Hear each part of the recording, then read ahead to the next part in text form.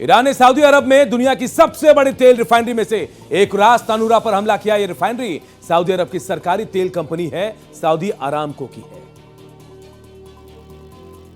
Iran ने Saudi अरब पर बड़ा हमला किया है। ईरानी ड्रोन ने सऊदी अरब में दुनिया की सबसे बड़ी तेल रिफाइनरी में से एक रास तानूरा पर हमला किया है। मीडिया रिपोर्ट्स के मुताबिक ईरान के शाहेद 136 ड्रोन ने ऑयल रिफाइनरी पर हमला किया। ये रिफाइनरी सऊदी अरब की सरकारी तेल कंपनी सऊदी अरामको की है। इस हमले के बाद रास तानूरा समेत पूरे सऊदी में हड़कंप मच गया है। सऊदी ने कहा कि इस हमले में किसी भी प्रकार के कोई जान माल का नुकसान नहीं हुआ है।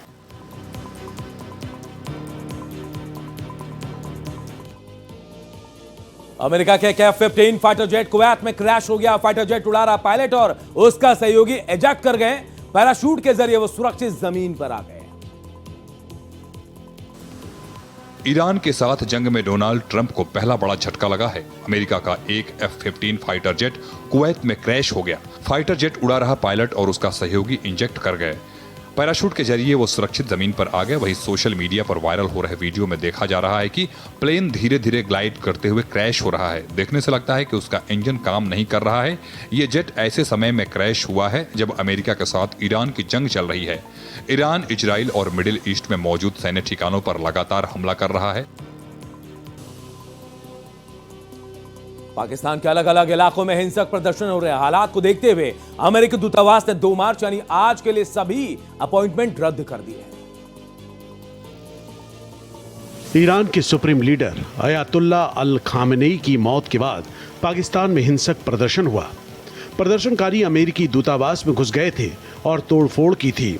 हिंसक प्रदर्शनों में इस्लामाबाद से कराची तक अलग अलग शहरों में 35 लोगों की जान जा चुकी है। पाकिस्तान के अलग अलग इलाकों में हिंसक प्रदर्शन हो रहे हैं।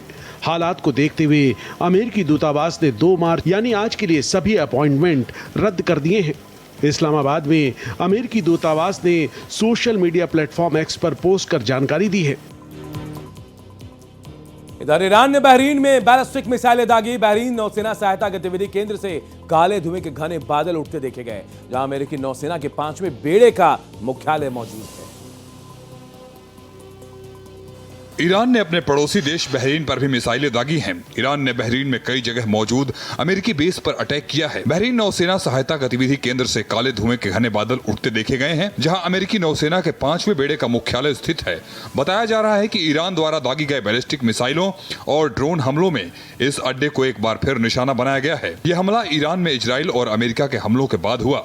ईरान ने अपने कई पड़ोसी देशों में अमेरिकी ठिकानों को निशाना बनाया है। ऐसे में कतर के ऊपर 2 मिसाइलों को रोका गया और अबू धाबी, कुवैत और सऊदी अरब में धमाकों की आवाज सुनी गई। अमेरिका और इजराइल के ईरान पर हमले के बाद पूरा पश्चिमी एशिया में जंग जैसे हालात बन गए हैं। तीनों देशों की सेनाएं लामबंद और हमले जारी हैं।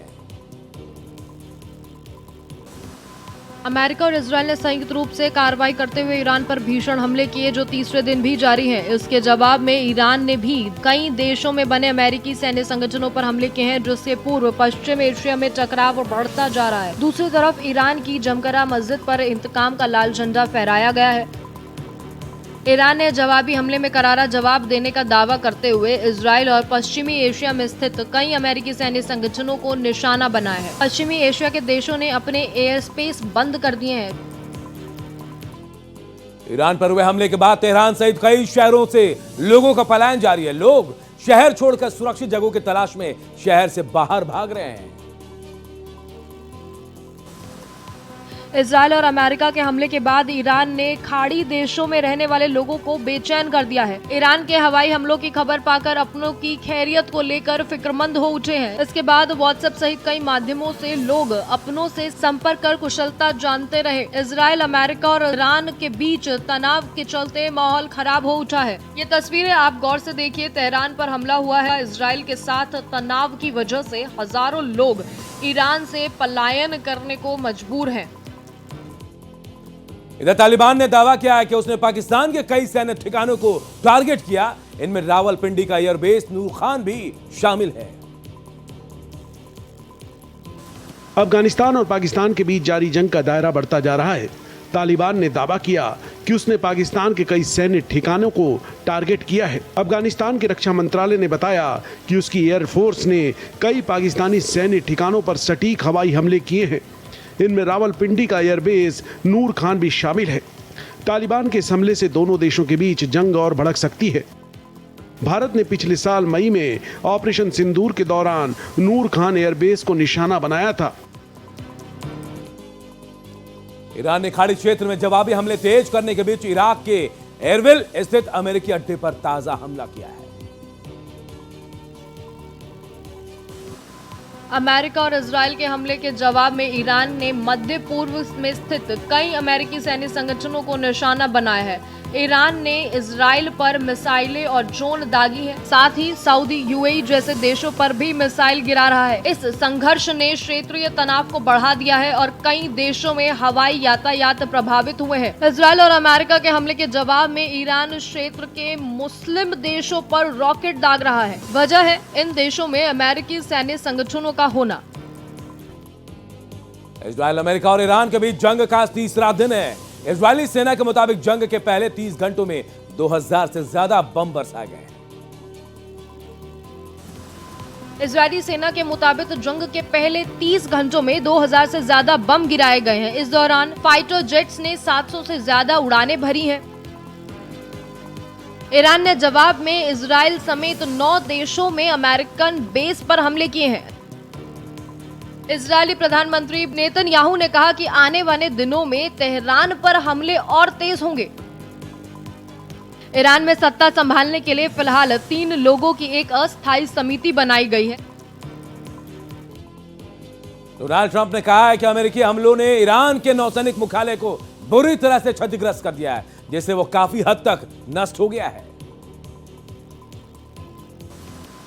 राष्ट्रपति डोनाल्ड ट्रंप ने कहा कि अमेरिकी सेना ने ईरान के 9 नौसैनिक जहाजों को नष्ट कर दिया है और उन्हें डुबा दिया है। साथ ही प्रमुख सैन्य ठिकानों पर हमला किया है, जिसमें तेहरान के साथ बढ़ता टकराव और तेज हो गया है। ट्रंप ने कहा, मुझे अभी सूचना मिली है कि हमने ईरान के 9 नौसैनिक जहाजों को नष्ट कर दिया है और डुबा दिया है, जिसमें से कुछ अपेक्षाकृत बड़े और महत्वपूर्ण थे। हम बाकी बचे जहाजों का पीछा कर रहे हैं और वो भी जल्द ही समुद्र की तलहटी में तैरते नजर आएंगे। यूएस प्रेसिडेंट डोनाल्ड ट्रंप ने चेतावनी देते हुए कहा कि एक बार फिर रिवॉल्यूशनरी गार्ड, ईरानी मिलिट्री और पुलिस से अपील करता हूं कि वो हथियार डाल दे और पूरी इम्यूनिटी पाए या पक्की मौत का सामना करें।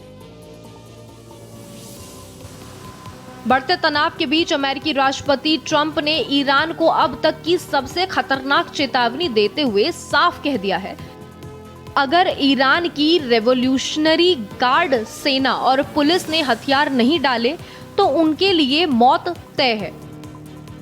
ट्रंप ने कहा है कि पिछले 36 घंटों से यूनाइटेड स्टेट और उसके पार्टनर्स ने ऑपरेशन एपिक फ्यूरी शुरू किया है। हमने ईरान में सैकड़ों टारगेट्स पर निशाना साधा है। ईरान और इजराइल के बीच भीषण जंग चले और इस बीच प्रधानमंत्री मोदी ने इजराइल के प्रधानमंत्री बेंजामिन नेतन्याहू से फोन पर बातचीत की। पीएम मोदी ने इस बातचीत में आम लोगों की सुरक्षा पर ज्यादा जोर दिया। इजराइल ईरान जंग के बीच प्रधानमंत्री मोदी ने इजरायली प्रधानमंत्री बेंजामिन नेतन्याहू को फोन कर मौजूदा हालात पर बात की है। उन्होंने आम आदमी की सुरक्षा पर सबसे ज्यादा जोर दिया है। पीएम मोदी ने कहा कि दुश्मनी को जल्द खत्म करने की जरूरत है। सोशल मीडिया प्लेटफॉर्म एक्स पर पोस्ट करते हुए प्रधानमंत्री नरेंद्र मोदी ने कहा कि नेतन्याहू के साथ टेलीफोन पर बात की और हाल के घटनाक्रम पर भारत की चिंताएं बताई और नागरिकों की सुरक्षा को प्राथमिकता दी।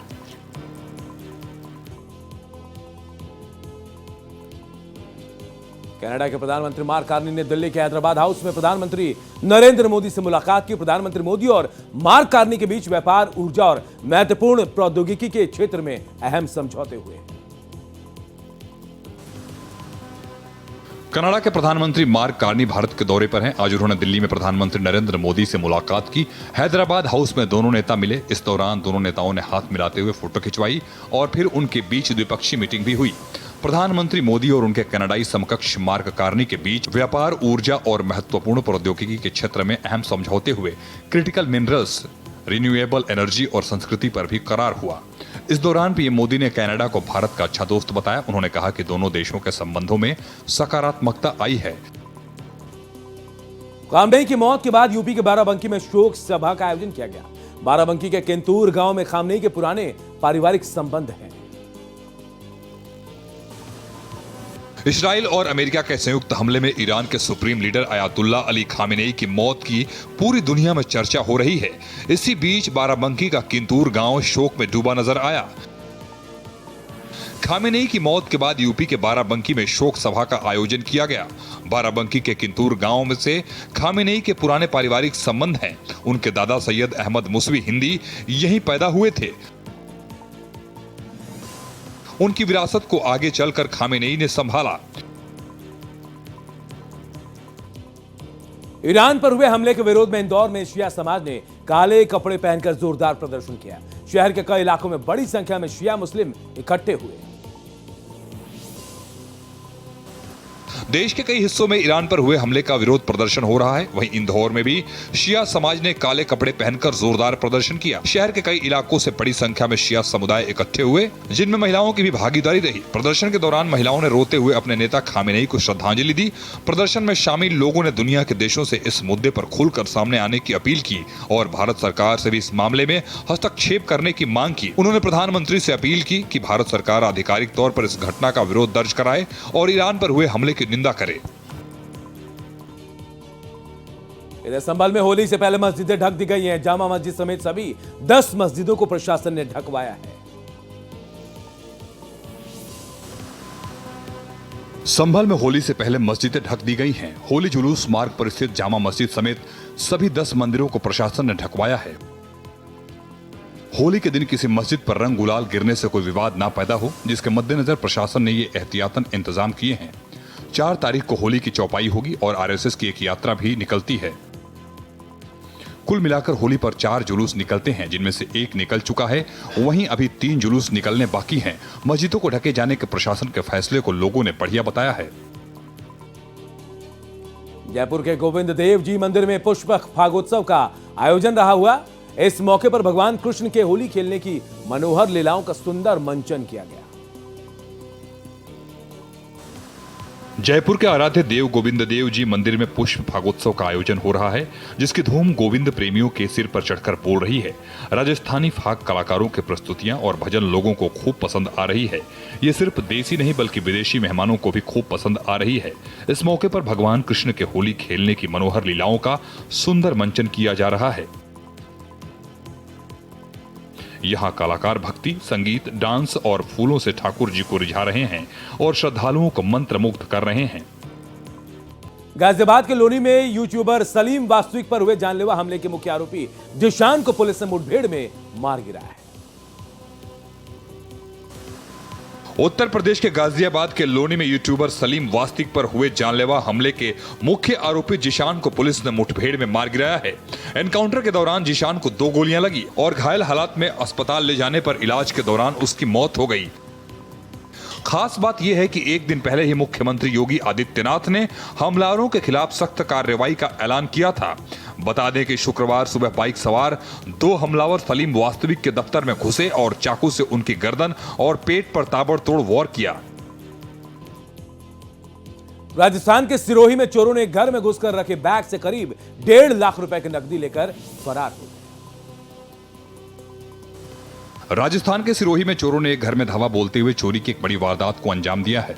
करीब 10 बदमाशों ने घर के किचन की खिड़की की ग्रिल तोड़कर अंदर घुसे, घर में रखे बैग से करीब 1.5 लाख रुपए की नकदी लेकर फरार हो गए। इतना ही नहीं, बदमाशों ने घर के पास ही 2 अन्य घरों में भी चोरी की कोशिश की, लेकिन वहां कामयाब नहीं हो सके। घटना की सूचना मिलते ही पुलिस मौके पर पहुंची और घटनास्थल का जायजा लिया। पुलिस आसपास लगे सीसीटीवी कैमरों के फुटेज खंगालने में लगी हुई है। बताया जा रहा है कि पहले भी चोरी की कई वारदातें सामने आ चुकी है।